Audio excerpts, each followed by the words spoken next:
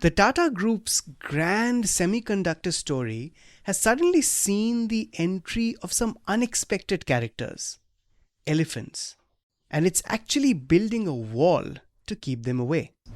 That's right, Anirban. In fact, elephants are definitely an issue, and I think it's something that even the Tatas might not have anticipated. It's sort of cropped up as an unexpected visitor in that sense. So that is what we have written about, and I'd love to, talk more about it. That's my colleague and co-host Diya Rekhi, who recently wrote this story. What's the story? Tata Electronics is pouring 27,000 crore into a state-of-the-art outsourced semiconductor assembly and test facility in Assam. But to make chips, and some of them are measured in billions of a meter, you need absolute vibration stability. And that's where the problem begins. Herds of wild elephants often stomp through that area, shaking the ground and even damaging early construction material. Add to that snakes that are unsettling workers, and you have literally nature testing the company's tech ambition.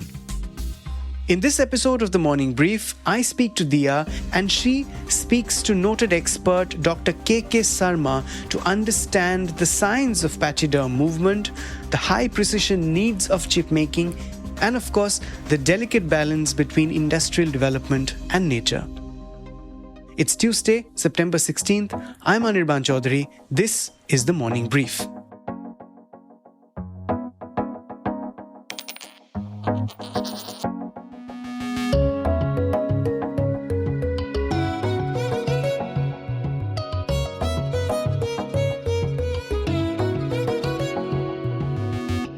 Hi Diya, very warm welcome to the Morning Brief on the other side.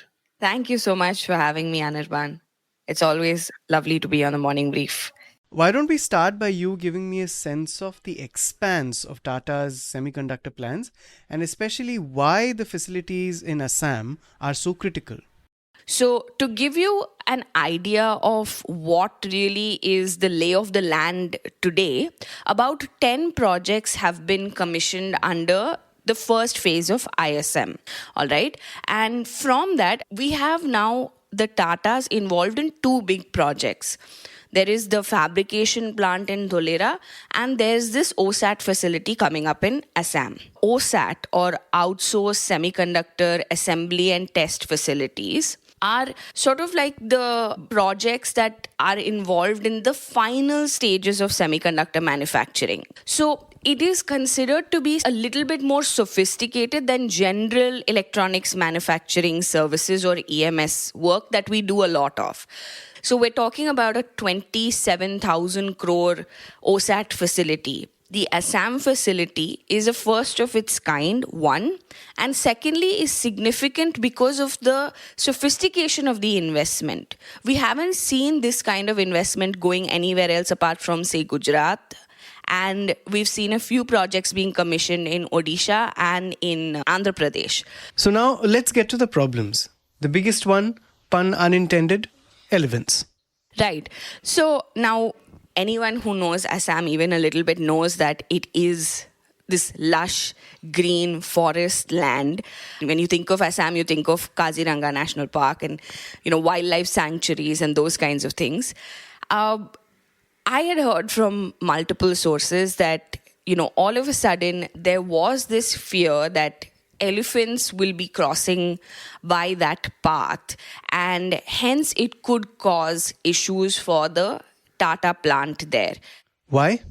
When you are setting up a semiconductor facility of any kind, you need two things to be completely sort of in check. One is you need to have very stable conditions, extremely clean facilities. Similarly, with vibrations, you cannot have any sort of vibrations that can lead to misalignments in these chips being packaged, or even the high precision equipment that also cannot have any kind of vibration that causes it sort of misalign or renders it completely useless. Elephants, they have the capability to stomp, right? And that can be very heavy thuds causing vibrations that can affect any semiconductor facility. That is the broad issue. Now, in May, there were some local reports that spoke of how this herd of elephants had sort of come in and damaged the construction work that was going on at the Tata facility. So the issue is, one, elephants possibly damaging the facility. Two, their stomps causing vibrations that would jeopardize the very precise processes in chip making. But I believe the elephants aren't the only unexpected visitors to that site. Absolutely. There were snakes too. One of the reasons why it became an issue was because there were a lot of these snakes and labor was a little afraid to, go out and possibly work because maybe some of them are venomous snakes. So they have brought in snake rescuers who have been stationed at the plant 24/7 to ensure that whenever there is a snake spotting that happens or anything like that, they can come in, rescue the snake and release the snake very close to the facility so as to ensure that they are not being displaced completely from their natural habitat. Right. How is Tata trying to solve the elephant problem? So that's a good question, and I don't really know if there is a solution per se.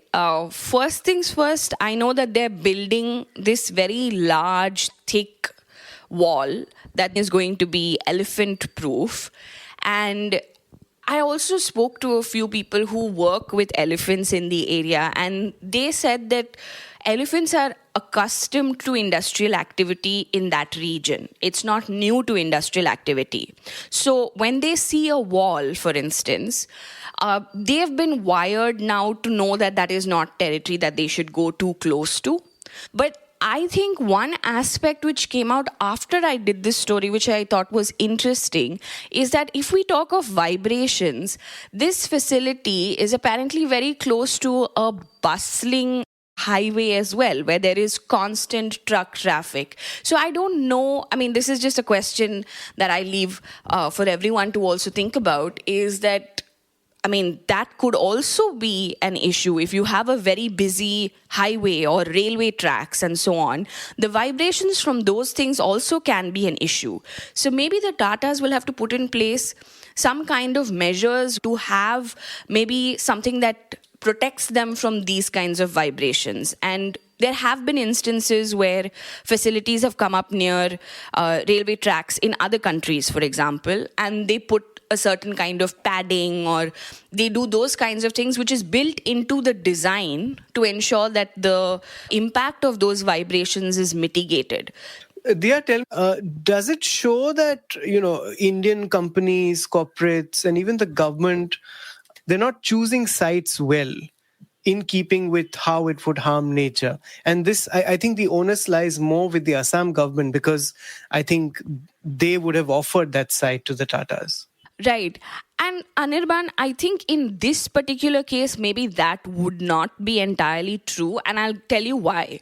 Because this site was earlier used as a paper mill for decades. So essentially, I wouldn't say that this is land that was virgin land in that sense, where it was taken from a wildlife sanctuary or somewhere outside of those perimeters. But I would say that in this instance, I don't think that is the case. I also want to clarify that this is not part of a defined elephant corridor.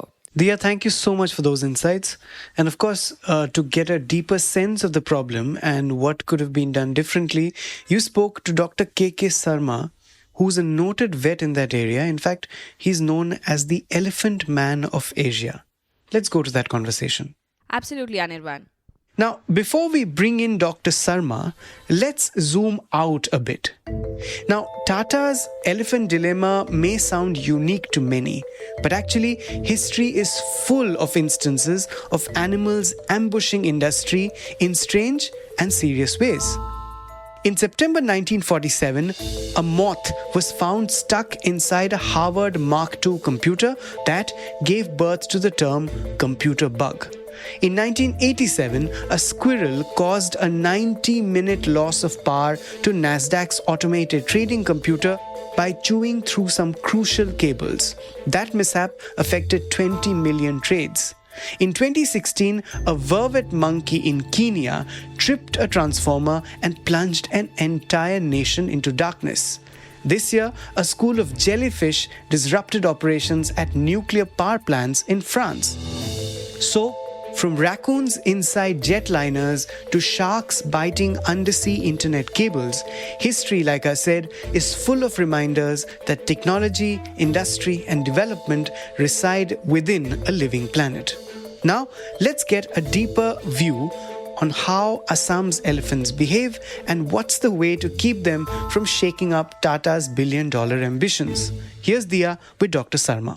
Just wanted to get your understanding of where the Tata plant is located. I know it was a paper mill earlier, but could you give our listeners an idea of what is around, what that area is really like? The Jaggi Road paper mill, this was named as Nagaon Paper Mill. It was an endeavor of Hindustan Paper Corporation. And this was a bamboo pulp-based paper mill. And the construction started in the year 1973. I suppose I told you, Assam, almost every place is visited by wild elephants because there are 5,700 wild elephants within the boundary of Assam.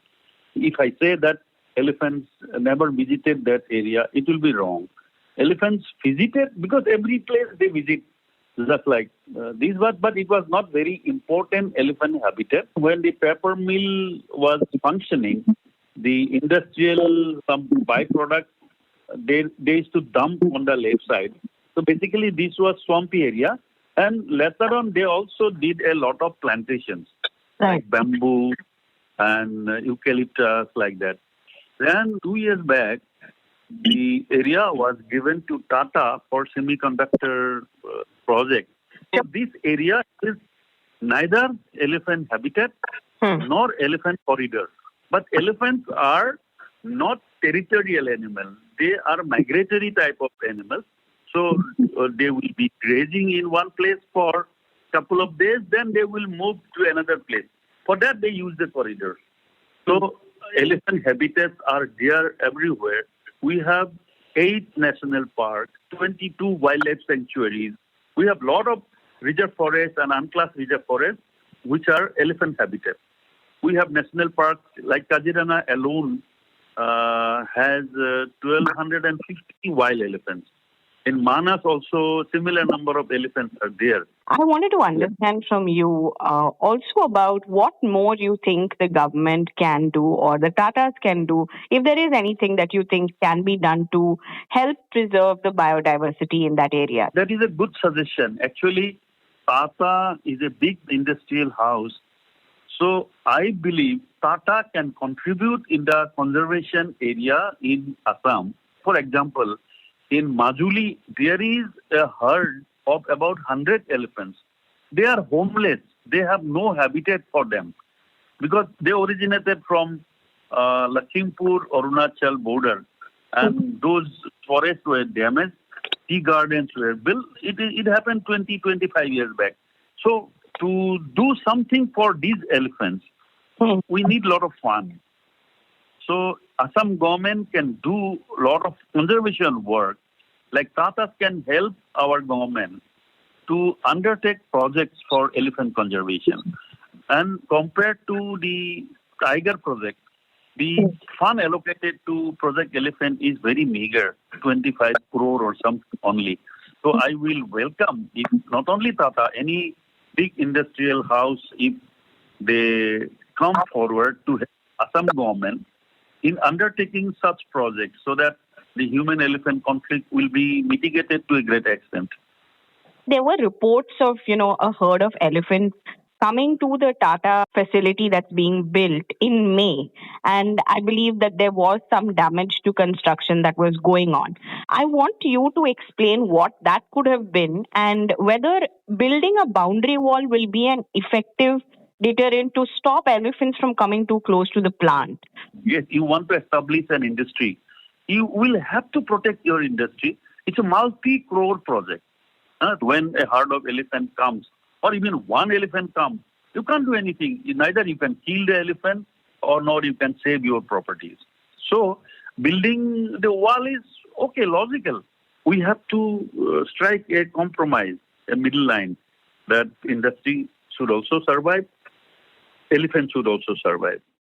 So, for the Tatas, it seems that success will depend not just on capital, commitment, and super clean facilities, but also coexistence with nature and wildlife.